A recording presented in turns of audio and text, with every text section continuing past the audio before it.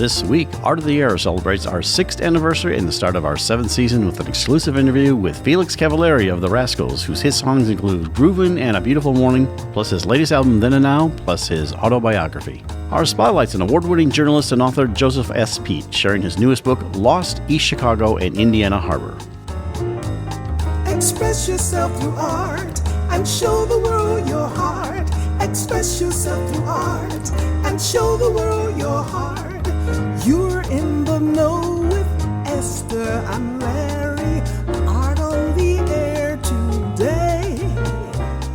Stay in the know with Larry and Esther. Art on the air our way. Express yourself through art and show the world your heart. Express yourself through art and show the world your heart. Welcome. You're listening to Art on the Air on Lakeshore Public Media, 89.1 FM, WVLP 103.1 FM, our weekly program covering the arts and arts events throughout Northwest Indiana and beyond. I'm Larry Brechner of New Perspectives Photography, right alongside here with Esther Golden of The Nest in Michigan City. Aloha, everyone. We're your hosts for Art on the Air. Art on the Air is supported by an Indiana Arts Commission Arts Project Grant, South Shore Arts, and the National Endowment for the Arts. Art on the Air is heard every Sunday at 7 p.m. on Lakeshore Public Media, 89.1 FM, also streaming live at lakeshorepublicmedia.org, and is available on Lakeshore Public Media's website as a podcast. Also heard on Friday at 11 a.m. and Monday at 5 p.m. on WVLP 103.1 FM, streaming live at wvlp.org. Our spotlight interviews are also heard Wednesdays on Lakeshore Public Media. Information about Art on the Air is available at our website, brech.com/AOTA. That includes a complete show archive, spotlight interviews, plus our show is available on multiple podcast platforms, including NPR One. Please like us on Facebook, Art on the Air, WVLP, for information about upcoming shows and interviews.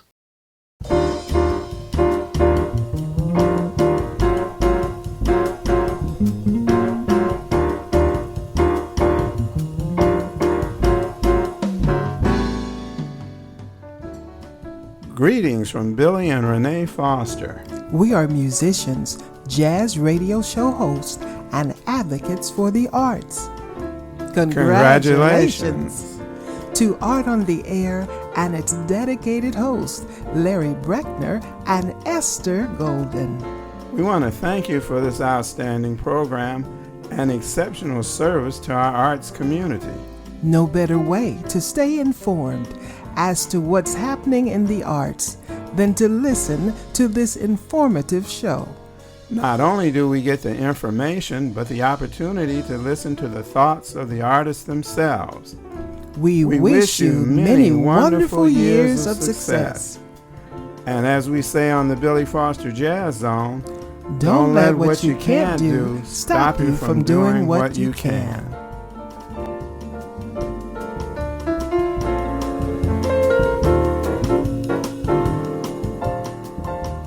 And we'd like to welcome to Art in the Air Spotlight. He's a region native, and he writes, if you haven't read the Times lately, he writes a lot in the Times of Northwest Indiana, and it's taken him all around the South Shore and Northwest Indiana, and it's produced several books, Lost Hammond, Indiana, 100 Things to Try and Do in Gary, Northwest Indiana, Things to Do Before You Die, and he's got a new book out that's familiar with a lot of people, and I think you would like it. If you're from the East Chicago, Indiana Harbor area, it's called Lost, East Chicago and Indiana Harbor. We'd like to welcome to Art in the Air Spotlight Joseph S. Pete, and he's going to tell us all about that book and some of the other things he's got going. Welcome. Very nice seeing you again. Thank you so much for having me. Yes, my new book is Lost, East Chicago and Indiana Harbor. It was written for the History Press. It's part of the Lost series, which is about kind of vanished and bygone places, different communities across the country. Locally, Jerry Davich, fellow Times columnist, wrote Lost Gary, and then I wrote Lost Hammond for the series. But they have these books in, there's a Lost Milwaukee, Lost Chicago, and so on. They have them for cities all around the country. I thought East Chicago in particular has been kind of very underrepresented. Like a lot of the history in this state, it tends to either focus on the Indianapolis area, or if it's in Northwest Indiana, the story of Gary has just this very dramatic kind of rise and fall trajectory. So a lot of the local history tends to focus on that. And I feel like you have a lot of very storied communities that are very underrepresented in the pages of history books. East Chicago is definitely one of those. I feel there have been multiple good books that have already been written about it. Jane Amison's East Chicago, Archibald McKinley wrote Twin City and a couple other ones, but it's been well over a decade since there's been any kind of like general interest history about East Chicago. John Frere wrote a good Mexican Americans playing baseball in East Chicago book, though. But the thing about it is it's such a rich layer. There's so many layers to East Chicago. It could easily be multiple different subjects, could be book length on their own. You have just a very rich history of like, machine politics, a very rich history of immigration, a very rich history of heavy industry. It really was a steelmaker to the world, like a mini arsenal of democracy. And then a very rich history of, pollution and so forth. But and sports, it's the city of champions. It was the only city in the state with back-to-back undefeated high school basketball championships. And basketball is a huge, huge thing there. It was, it produced many, like the winningest NBA coach of all time, Greg Popovich. It produced Junior Bridgman, one of the best six men of all time for the Milwaukee Bucks. And it was really a charged rivalry back when Washington and Roosevelt were playing each other. People compared it to like the Celtics and the Lakers. And then there's just like little known bits of history that a lot of people wouldn't have realized. Like Michael Jordan had played his first ever game in a Bulls uniform at Washington High School. I interviewed multiple people who were there that night to watch history being made. Unlike my previous book, Lost Hammond, that one kind of focused more on the general history. Hammond and kind of like a lot of newspaper accounts and, publications from the Historical Society and, other documents and so forth. This one was heavily based on interviews. I really tried to capture the feel and what it was like to grow up there. Because in particular, with East Chicago generally and with Indiana Harbor in particular, it just holds such a magical nostalgia for a lot of people who grew up there because it attracted immigrants from all over the world because of the steel mills. They had over 100 different nationalities there at one point. A lot of people just have these very romantic notions of growing up where, 6 or 7 languages were spoke on the same block. There was a different church for every ethnicity. There was all kinds of different ethnic food, the odors of which were wafting through the neighborhood as people were out grilling. People would share food. People looked out for their neighbors. Everyone was almost kind of equal because everyone's, parents worked in the steel mill. But there was a sense of camaraderie and unity that people had, and a sense of that a lot of people who moved away said they haven't been able to recapture anything since because it just filled with all these like compelling anecdotes about, with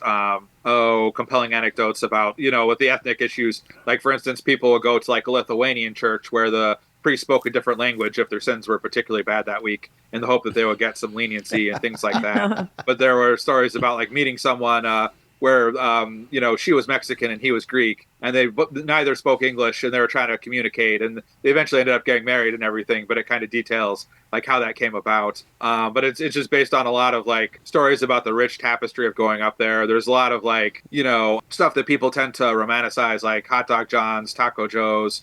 The Inland Steel Christmas parties are very popular. They used to have a zoo. There was the baseball stadium. There are old movie theaters like the Vogue and the Indiana Theater where people were entertained for years. But there was just, there's also components of, a lot of like, there was some crime in the city. John Dillinger's big bank robbery was there at the First National Bank downtown, an architectural treasure that was sadly razed to make way for a Walgreens. And the bullet holes were very visible up until the end when it was torn down in the 2000s.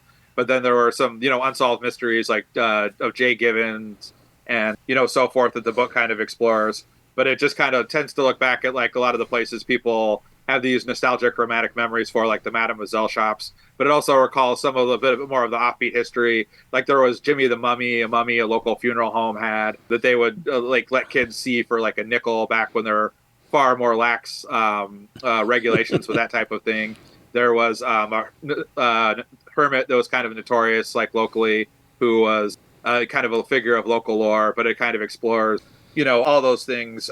Bolita, the big house, a lot of the industrial neighborhoods they built, like Pullman in Chicago was built by Pullman, but Chicago had its own industrial neighborhoods, Marktown and Sunnyside. Marktown designed to look like a, village, an English village, by the noted architect Howard Van Doren Shaw.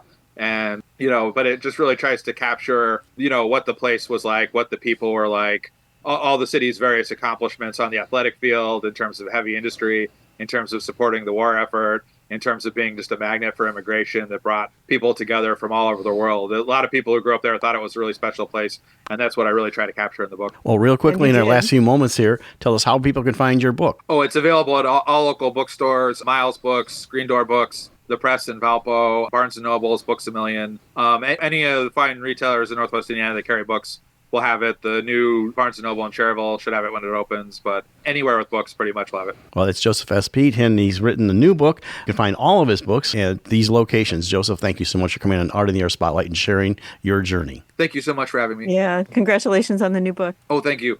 Art in the Air Spotlight and the complete one-hour program on Lakeshore Public Media is brought to you by Macaulay Real Estate in Valparaiso, Olga Patrician, Senior Broker. And as a reminder, if you'd like to have your event on Art in the Air Spotlight or have a longer feature interview, email us at aota@brech.com. That's aota@brech.com. This is Pledge Week for your public radio station. And Art on the Air encourages our loyal listeners to support this station by making a monthly sustaining pledge so we may continue to bring you this great program. Hi, this is David Graham, Associate Artistic Director for Canterbury Summer Theater in Michigan City. And I want to congratulate Esther and Larry on the anniversary of their marvelous program, Art on the Air. Not only is the show highly entertaining as well as informative, but Esther and Larry are providing a wonderful forum to support the thriving arts community in our region. Esther and Larry, here's to many more.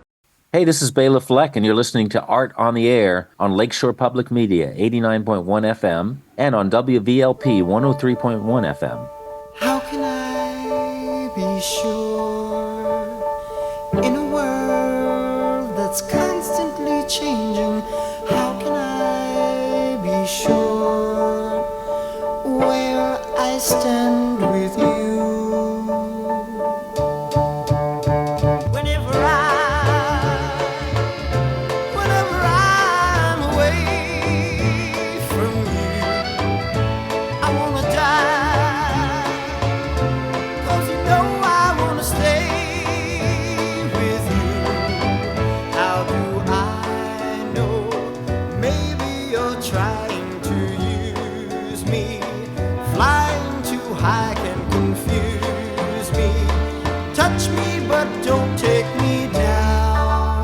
We are very pleased to welcome Felix Cavaliere to Art on the Air.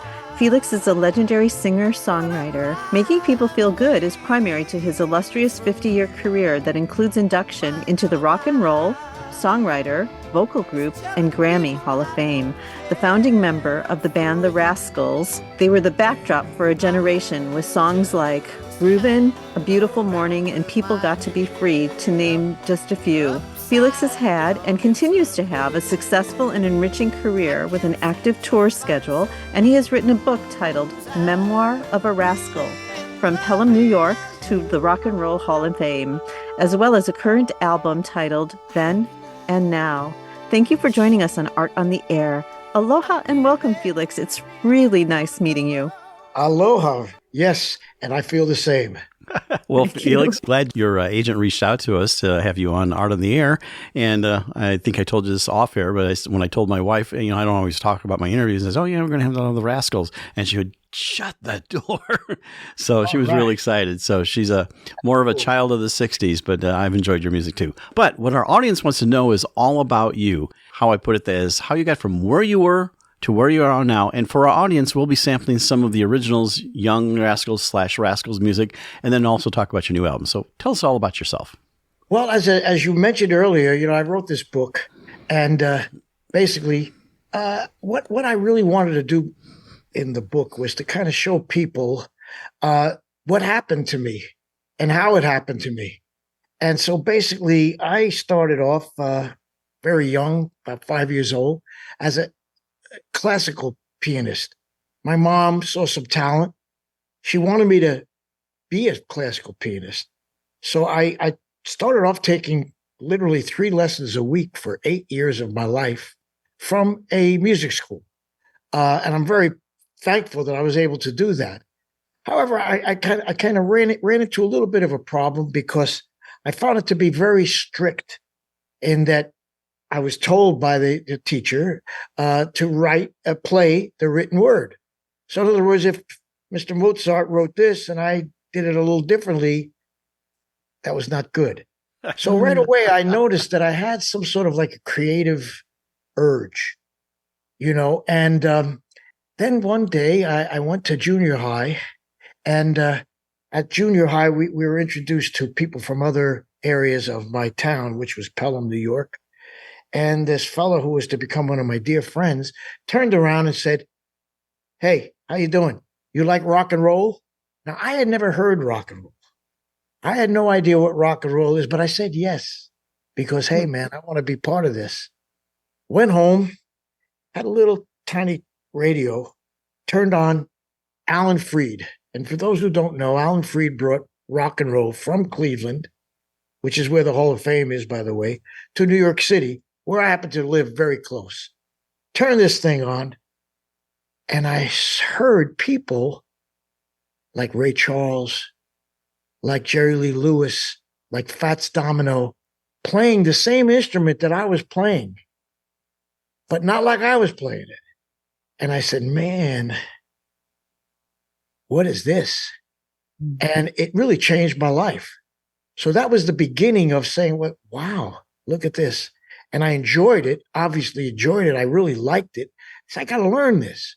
All right, so now I continue the story. If you don't mind the long answer. No, we love it. That's what we want.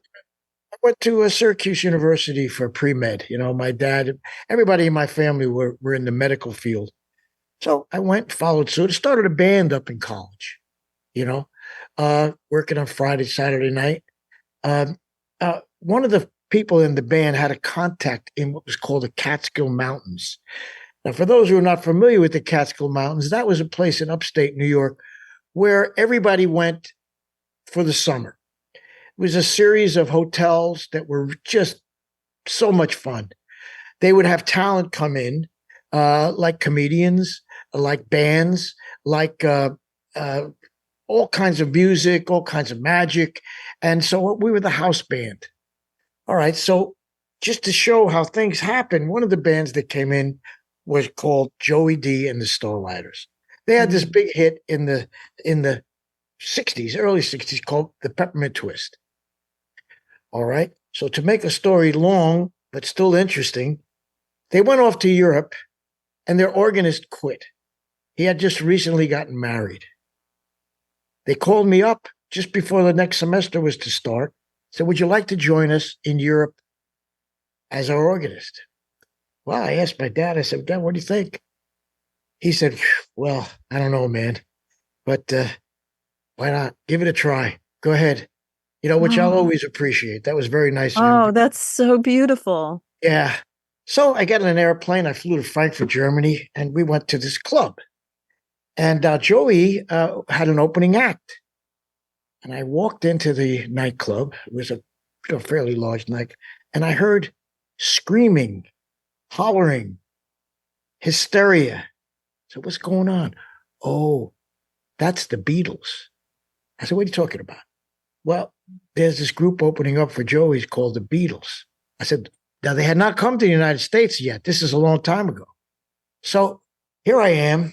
I'm about 19, 18. I don't know what I was, but I was like, what the heck is this? You know? And I said, wow. You know, I said, these guys, first of all, they look like they're having a blast. Number two, I could do that. You know, I didn't know there were two and maybe three of the best songwriters that ever lived. We didn't know that at the time. You know, we're supermen. And I said, wow, I think I could do this. That's how it started. That's amazing. Boy, talk about being in the right place at the right time. And with no idea, as I say, a month or two prior to that this was going to be any type of a path for me or a career. I guess, you know, I was going to do, you know, my doctor thing or whatever. That's one of the reasons I say I wrote the book, so that, you know, people who, you know, maybe going to school, you don't know what's going to happen. You don't know what the power up above has got in store for you. But if you go with an open mind and an open heart, good things can happen. You wind up having Jimi Hendrix be your opening act. I mean, well, yeah, I do. A whole different universe. We got to know him pretty well. You know, he was, you know, in those days, the business was a lot smaller than it is now. You know, there was not like 80 million people like trying to make a record, and they could do it now in their home. You know, right? So there weren't the entourages that there were now. Everybody was much more accessible. Yeah, it was very, very different, and in some ways it was better, and of course, in some ways it's really worse now because it's pretty crazy right now. I must add. So how did this develop in going on? How did it come together to become, well, at the time, the Young Rascals, from where you're at that point? This happened. I mean, like I said, I continued with Joey for a while. Now, since I had left school, I was now eligible for the wonderful thing called the draft. See, that was a major event in our lives in those years. Because, I mean, obviously, what's the point of starting something if you're going to get drafted and pulled away, So I had to wait for that. So I took a job again in a club which Joey D owned, and 3 of those members in the house band were to become Rascals. So, as I say, to shorten the biography, when the United States Army said, I don't think you're good for this, we'll call you, I started the band. The drummer at that time, he didn't want to go with us, so I had the good fortune, again, the divine intervention of a lady who I was seeing who introduced me to Dino Dinelli, who has recently passed, but was just a magnificent showman and drummer. So the group was intact at that point. And now, let's go to work, So we went to work. And, as I say, this is all in the book. So if you want to read it and have this is a synopsis, but it just kept going from there and growing from there.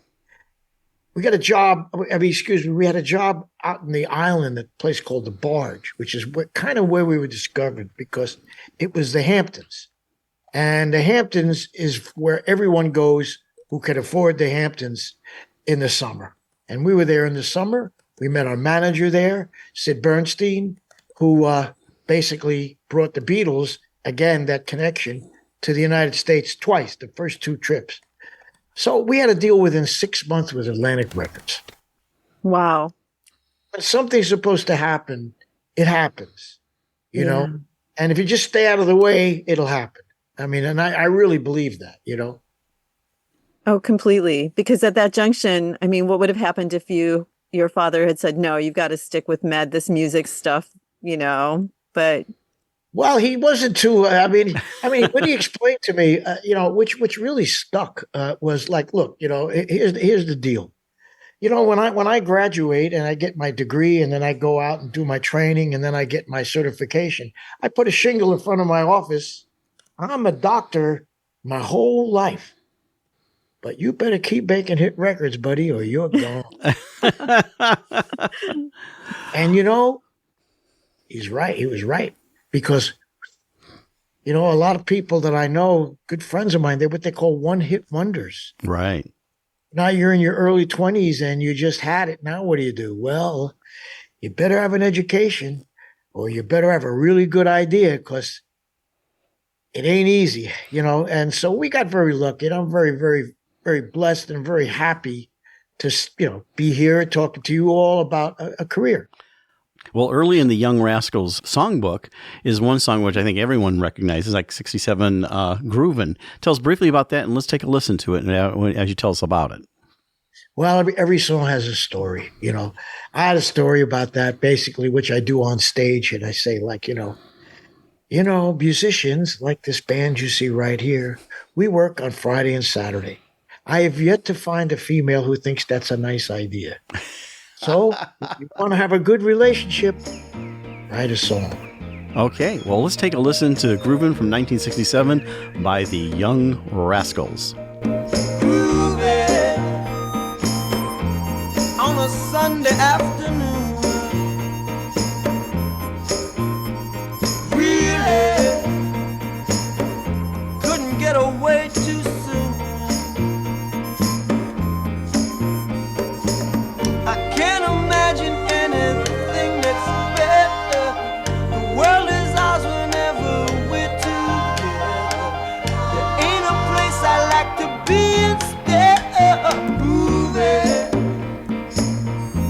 Down a crowded avenue to it in a everything we like to do. There's always lots of things that we can see. We can be anyone we like to be. All those happy people we could meet just grooving on a Sunday afternoon. Really couldn't get away too soon. No, no, no, no.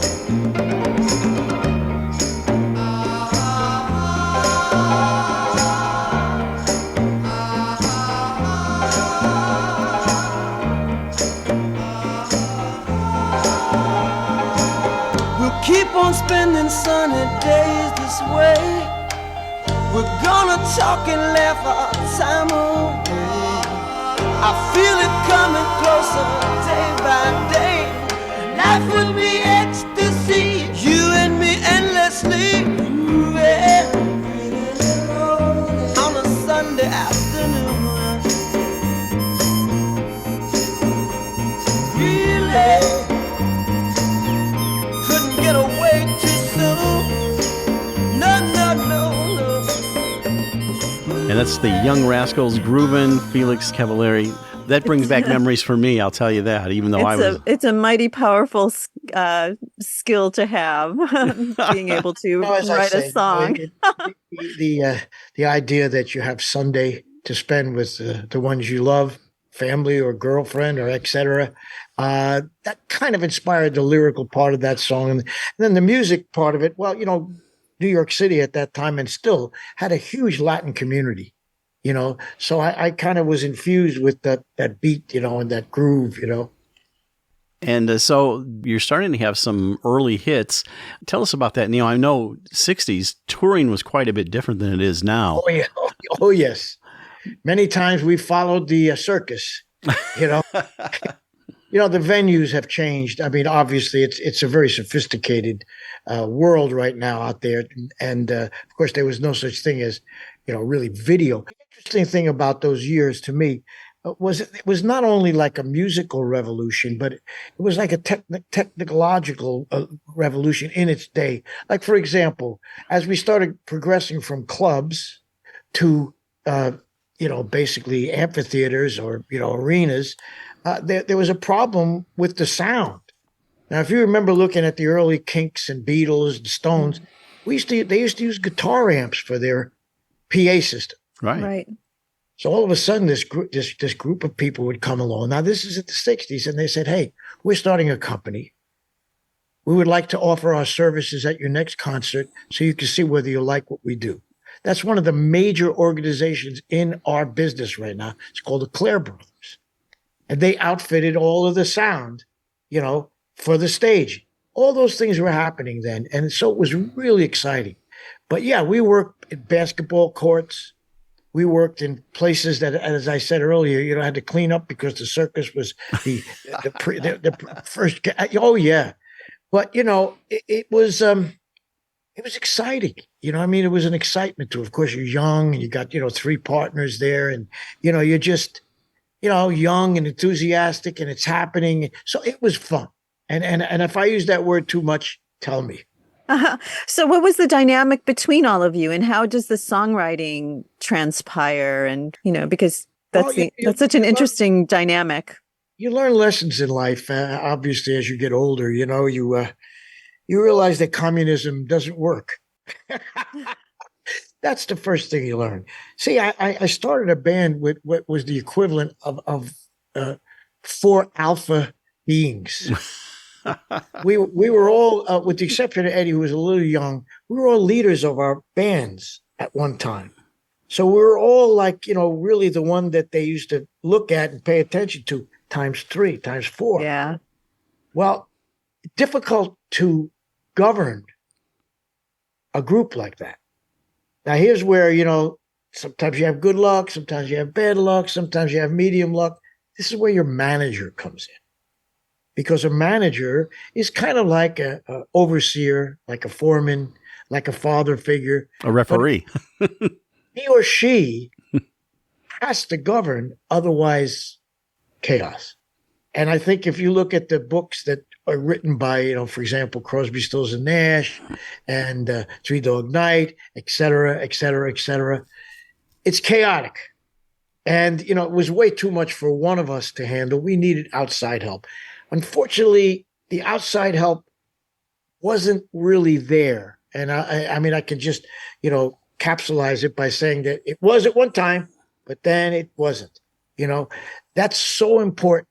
The difference in this, and I find this, as just as my opinions, of course, they should be not blamed on the network, but I feel that the English groups are a lot more intelligent about the way they fight than the American groups. They stay together. They say, look, I can't stand the side of you, but let's stay together and make $1 million a day. You know what I'm saying? So there's a lot more, I believe, kind of understanding about, like, this is what we do for a living. It ain't perfect. Very interesting because, as I say, when you break up for no reason, it's kind of silly. Yeah, bands and families. It's just, it can just nowadays it's absurd. Well, we all want to start our day with a beautiful morning, and that song has held true, all these decades. It's such a beautiful song. Could we sort of hear the story on that, please? Well, again, basically you're standing on Oahu. You just came off of a big hit record. You're madly in love with a beautiful lady. The sun is shining, and you say, gotta write a song. Now, how could you not feel that in those beautiful atmosphere? I remember vividly, like looking out and saying, sure is nice here. Yeah. Well, let's go ahead and take a journey back to, 1968 with Beautiful Morning. And as I think at this time, still the Young Rascals. It's a beautiful morning. I think I'll go outside for a while and just smile. Just taking some clean, fresh air. No sense to stay inside. If the weather's fine and you got the time, it's your chance to wake up and plan another brand new day. Either way, it's a beautiful morning.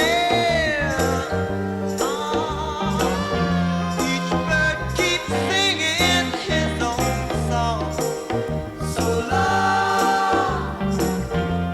I've got to be on my way now. No fun just hanging around. I got to cover ground, you couldn't keep me down. It just ain't no good if the sun shines and you're still inside. Still inside. Still inside.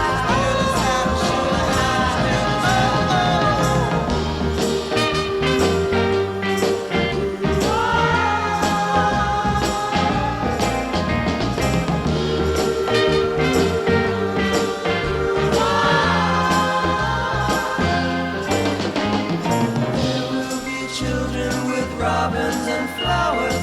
Sunshine caresses each new waking hour. Seems to me that people keep seeing more and more each day. Gotta say, lead the way. It's okay. Gotta say, it's okay. All right.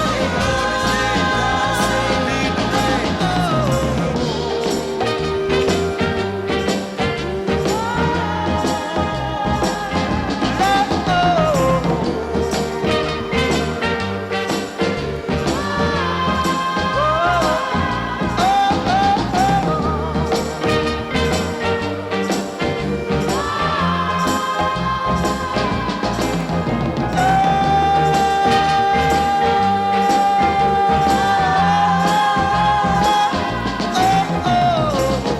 And that was Beautiful Morning, Felix Cavaliere and the Young Rascals. And you're listening to Art on the Air on Lakeshore Public Media, 89.1 FM, and on WVLP, 103.1 FM. Wow, that's that along with Groovin, those early songs are just, you just want to kick back and relax. They just kind of take you on this. I think one of the things that's missing a lot in modern songwriting is it takes you on a journey, a story, a feeling. And a lot of pop music is kind of shouting into the mic. Well, and you and the Rascals are so beloved in Hawaii. Oh, yeah. Well, which was really a stroke of luck. There's a lot of reasons for that. And two of the big reasons were the people that brought us there, Tom Moffat, rest his soul, and a guy by the name of The Beard. This was a disc jockey and a radio station owner, promoter. And they saw something in the Rascals that could transcend some of the idiosyncrasies of the Islanders. I mean, they like R&B, but they like R&B done by guys like the Rascals. Simplification of that. It worked out perfectly. So here we get to the islands, and all of a sudden, we're like really, really popular. We're really famous. It was a magical thing, because my dad, he was a dentist, but he was also at Pearl Harbor, not during the bombing, of course, but he was there for many years. So when I took him out there, he's like, my God, it was one hotel here when I was here. I should have bought some land. We all know that story, right? Yeah. It was magical. Tell us the transition from the young Rascals to the now Rascals, how that happened. Because I know there's been various permutations of the group over the years, but tell us a little bit about that. Well, it started real early, just as you mentioned our song Good Lovin'. It came out just as that was coming out. We got a phone call from our manager, who had received a legal note from a group called the Harmonica Rascals concerning the name. We own the name The Rascals. You guys can't use it. So unfortunately, without asking what we should name our child, he named us the Young Rascals.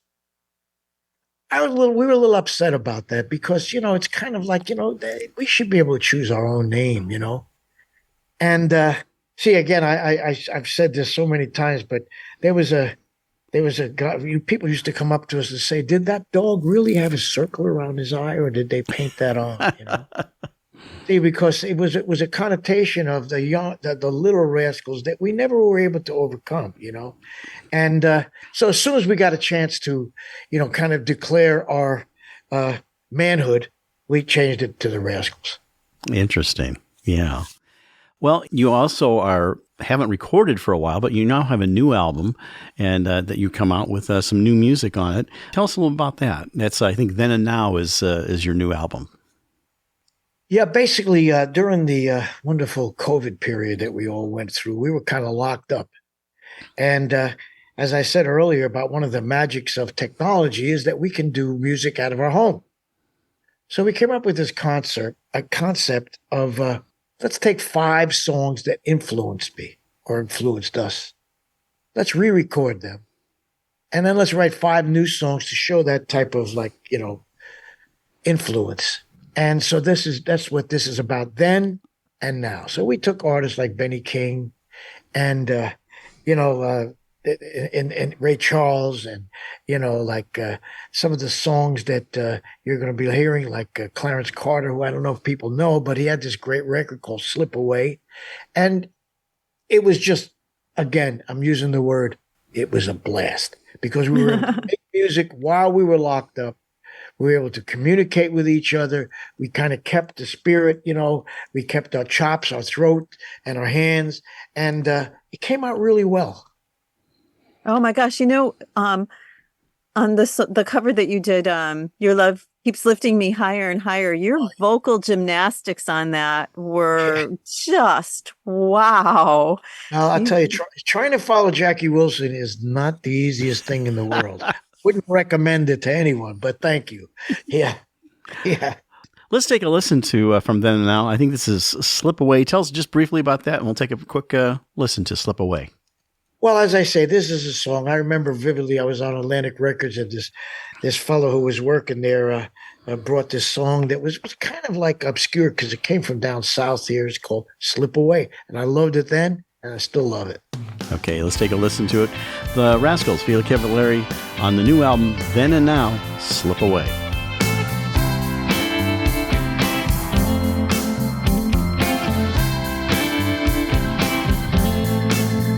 What would I give for just a few moments? What would I give just to have you near? Well, tell me you will try to slip away somehow. Oh, I need you, darling. I want to see you right now. Can you slip away? Slip away. Slip away. Oh, I need you so. Love, oh love, how sweet it is when you steal it. Let me tell you something, how sweet it is. Now I know it's wrong, the things I ask you to do, but please believe me, darling, I don't mean to hurt you. Can you slip away without him knowing you're gone? And maybe we can meet somewhere, somewhere we're both unknown. Can you slip away? Slip away. Slip away. Oh, I need you, darling. Love, oh love, how sweet it is when you steal it. Let me tell you something, how sweet it is, yeah. I need you, darling. I got to see you right now. Can you slip away? So slip away. Just slip away, darling. And maybe we can meet somewhere without him knowing that you're gone. And from the Them and Now album, that's Felix Cavaliere and the Rascals, Slip Away, on their new album that was released, that was just this year in 2024, correct? I lose track. I think so. 2020, yeah, either the end of last year or the beginning of this year, yes. It's such a smooth song. I just, what would I give for a few moments? I mean, just beautiful song. Yeah, they had good songs in those days. They stood the test of time. And, you mentioned earlier, Larry, about the new songs that are out there now. It's very, very different. Very different. And, I kind of try to keep up. And it's not easy to keep up with what the heck you're doing out there. I mean, like I listened to the Top of the Pops the other day from Britain. You listen to some of these songs. It's very, very, very strange what's going on out there. I know. Yeah, I agree with you. It's pop music has become so it's so different now. I like one of the terms I came across about you guys being like the blue-eyed soul band, just one of the descriptions, and I think there's a lot of truth to that. Yeah, it's really funny because, like, I've been living here in Tennessee for 20 years, 25 years. But no one thinks that I come from Tennessee. So as soon as I start talking, they say, "Oh, you're from New York, right?" Well, it's the same thing with music. Like we would do songs that we really thought we were sounding like the Beatles, but we weren't. There's something inherent in our DNA that makes us like a little soulful, And obviously, I'm proud of that. I nurture that, but it's not something that you think of and created, something that's innate in your style. I want to ask you about the album covers. What was your input in your album covers, especially things like The Island of Real and Peaceful World? Well, that's an interesting question. I'm glad you asked that because, yes, it was my 4 alpha guys around me. We had to control, well, hey, Mr. Donnelly, the drummer, turned out to be a heck of an artist. Dino really took it upon himself. And I say this because he was really not a well-educated guy from the normal, education, schools, etc. He educated himself in art, and he became really, really good. So his province were the album covers. Ooh, they were really nice. And it kept him quiet. But he was really good at it. I mean, I respect so much somebody self-taught about anything. And he became, he went through all the different periods and learned and did. And I will always respect him for that. Well, then you all divided up whatever you're going to do. Give him that creative piece, and you guys had the other creative piece. One question I have, because I know technology's changed from the 60s to now in terms of, we talked about you can actually produce a really decent recording from your home. But tell us about that, and also the studio system. You don't really need a studio per se anymore for distribution. Oh, you mean like to get the product out? Well, two questions. The technology of it, you having to go to a studio, now you could actually produce it from your home, and then also getting the product out. You can become almost self-produced and just find a distributor. I mean, it's a long answer to that question. I'll try to. You see these things right here, these guys? Right. See? Yeah. Changed the world. Now, tell me, if I have two speakers, how the hell's it going to sound as good as this? Right. I mean, how could you do it? So, in other words, what has been done is the sound, which is now digital, has changed so much that how could you compare a home studio to a multi-million-dollar recording studio? You can't. It's as simple as that. Like when you go to a studio that's soundproofed, that's got, like, as I say, hundreds of thousands of dollars worth of just gear, equipment, microphones, stuff like that. There's no comparison, However, because it's gone down to this level, which is okay, it's good, sounds good, it's been squashed, it's been squeezed, it's been changed. People are now used to this, see? Right. But you don't want to try to do strings in your house because it ain't going to work. So, I mean, basically, it has another thing too. For example, like if you listen to old records, you can hear so many mistakes.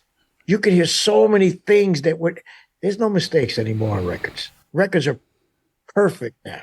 They're so perfect now. I mean, like I could talk for hours about this. But I like the mistakes. We're used to. Right. So anything that's not perfect isn't that quaint? Oh yeah. I mean, listen to Rolling Stones. Oh my God. I mean, like seriously, tempos don't change anymore because we need to sync the voice to the to the MTV or to the video, but it's totally different. But no, I'm never going to say that a home studio will compare in any way to a professional recording studio, because it doesn't. I have that conversation with people about their camera phones. I do photography also. Oh, there you go. And they are tremendous and they're great. But I said, once you blow those suckers up to like what I do for gallery size, it's a whole different story. It's not quite the same thing. So, and I agree with you. I started off basically really enjoying photography. And, now I'm saying, wow. I mean, these are good. Don't get me wrong. Oh, yeah. Very good, but they're not the real deal. And you're listening to our guest today, Felix Cavaliere of the Rascals on Lakeshore Public Media, 89.1 FM, and on WVLP, 103.1 FM. Well, we need to do Get Out of Home. That's the other selection from your new album. Tell us briefly about that, and we'll take a quick listen to it. Get On Home. Oh, well, one of the guys I wrote with there, he's kind of like a country artist, and he came up with this thing, Get On Home. And it was so interesting because, first of all, I enjoyed thoroughly writing with him. We would do demos before we record it, and his demo sounded like this a little bit, and my demos sounded like that. Well, let's take a listen to Get On Home from the Rascals, Felix Cavaliere. The sun is rising over these Tennessee hills. Coffee smelling so fine. As I watch you getting ready to go, can't help but wonder what's on your mind. Flight 1203, straight to New York City. You ought to be there around 10. You better believe I'll be counting down the days till your plane lands back here again. Get on home, I'll be waiting right here. Don't you go having too much fun up there. Manhattan nights and the bright lights ain't no friend of mine. So get on home, back to our little world. What would I do if I lost you, girl? I'm leaving every house light on. Just get on home. Get on home.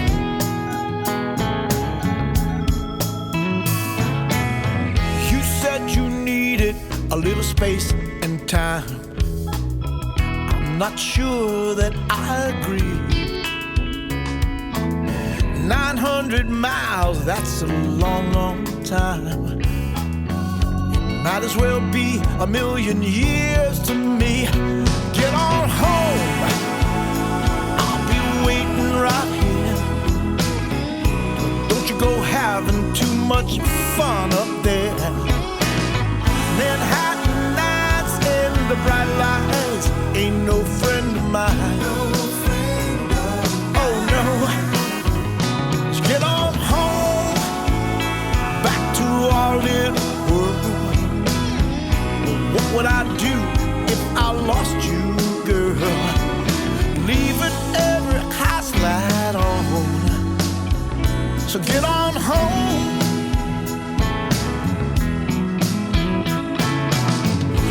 I don't know who was right or wrong. That don't matter right now.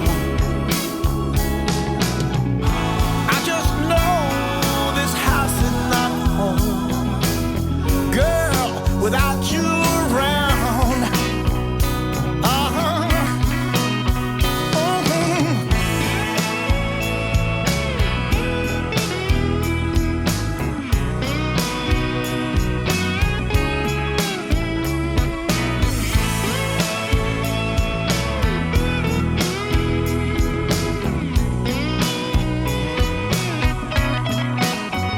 So get on home, back to our little world.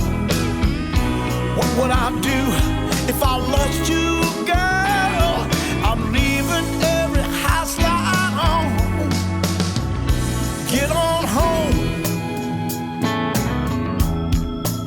Say, get on home. Won't you come back, baby? Won't you get on home? And that was Felix Cavaliere's The Rascals Get On Home on the new don't album. you go having too much fun. Right. From the Then and Now album. So, well, we only have a couple more minutes left here, Felix, but what do you have coming up down the road in the future here?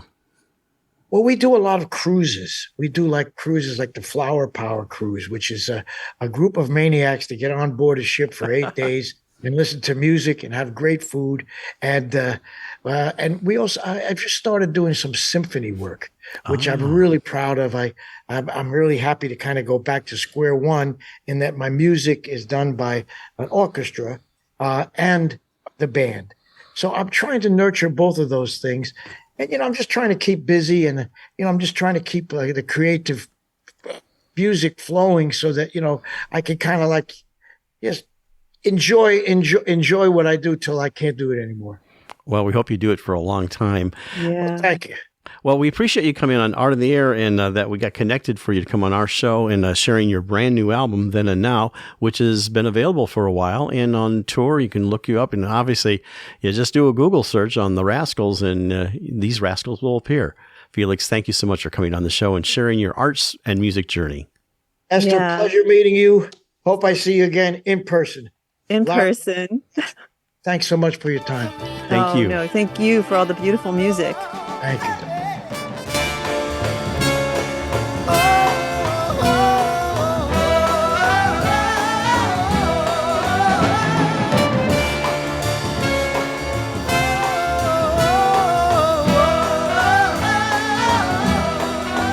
How's the weather? Whether or not we're together, together we'll see it much better. I love you forever. You know where I can be found. How can I be sure in a world that's constantly changing? How can I be sure? I'll be sure with you. We'd like to thank our guests this week on Art on the Air, our weekly program covering the arts and arts events throughout Northwest Indiana and beyond. Art on the Air is heard Sunday at 7 p.m. on Lakeshore Public Media, 89.1 FM, also streaming live at lakeshorepublicmedia.org, and is available on Lakeshore Public Media's website as a podcast. Art on the Air is also heard Friday at 11 a.m. and Monday at 5 p.m. on WVLP 103.1 FM, streaming live at WVLP.org. If you have a smart speaker like Amazon Alexa, Google Assistant, or Apple Siri, just tell to play Art on the Air to hear the latest episode. Our Spotlight interviews are heard every Wednesday on Lakeshore Public Media. Thanks to Tom Maloney, Vice President of Radio Operation for Lakeshore Public Media, and Greg Kovach, WVLP's station manager.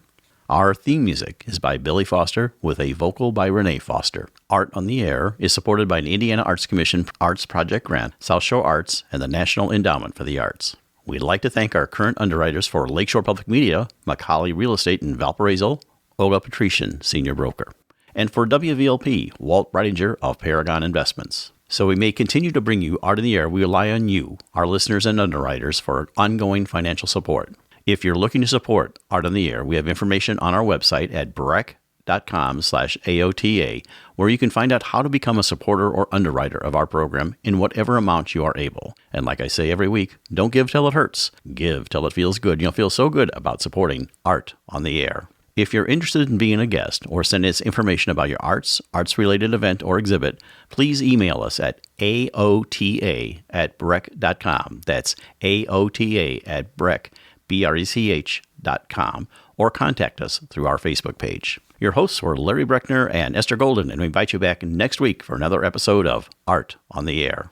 Aloha, everyone. Have a splendid week. Express yourself through art and show the world your heart. Express yourself through art and show the world your heart.